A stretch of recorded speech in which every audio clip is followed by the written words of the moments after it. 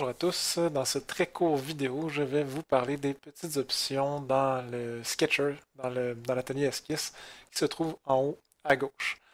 Donc, en parlant du premier, lui est toujours désactivé, je ne sais pas pourquoi. Sinon, il y a lui, point aimanté. Qu'est-ce que ça fait, point aimanté? Ça veut dire que lorsque c'est activé, jamais quand on va tracer une géométrie, on va pouvoir être entre les deux carrés. Donc, si je tasse ma souris, je ne peux pas être dans le milieu, automatiquement, il va passer d'un carré à l'autre.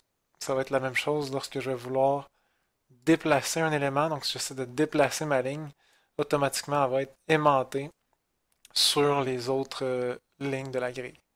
Donc, ça peut être utile, des fois, c'est pas utile. Bref, on n'a qu'à le désactiver pour maintenant pouvoir bouger librement les éléments et la souris. L'autre option, c'est celui-là ici, c'est ce qu'on appelle les éléments de construction. C'est l'icône qui nous permet de passer soit d'un élément de construction à un élément standard ou vice-versa. Donc en ce moment, ma ligne est blanche, elle est pleine, donc c'est un élément standard. Si je la sélectionne et que je viens cliquer sur mon icône, elle va passer en pointillé. Donc à ce moment-ci, c'est un élément de construction. Les éléments de construction vont être très utiles lorsqu'on veut construire de la géométrie dans l'esquisse, mais vont être invisibles lorsqu'on va sortir de l'esquisse.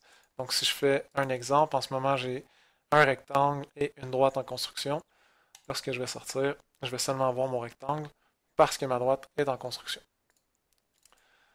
Donc tout simplement recliquer sur la droite et désactiver l'option pour la faire passer de un à l'autre. L'autre option qui est ici, c'est contrainte géométrique. Donc quand que cette icône-là est activée, CATIA va automatiquement créer les contraintes géométriques lorsqu'il va créer de la géométrie.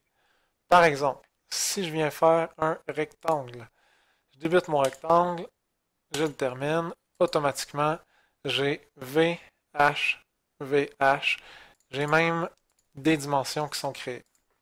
Donc ça, c'est à cause des icônes qui sont en haut.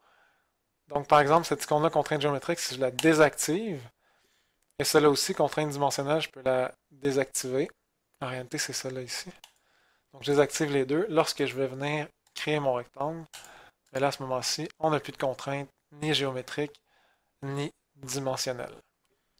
Donc, vous allez dire pourquoi c'est celle-là que j'ai désactivée et non celle-là ici.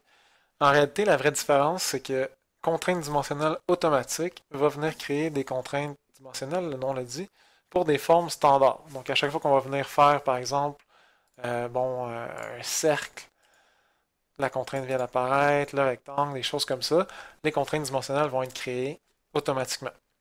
L'autre icône qui est ici, qu'on appelle contrainte dimensionnelle normale, va être utilisée principalement pour des outils, par exemple, comme l'arrondi et le chanfrein.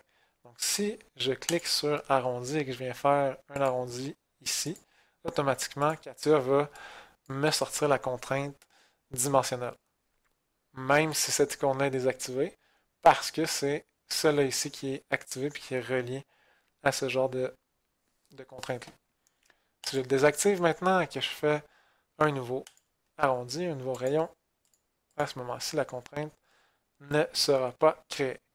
Donc on voit ici, hein, aucune contrainte géométrique, aucune contrainte dimensionnelle. Si j'active ces deux-là, comme j'ai tendance à le faire, normalement mes deux icônes sont activées ici. À ce moment-ci, lorsque je vais venir créer mon arrondi, tangence, tangence et contrainte dimensionnelle.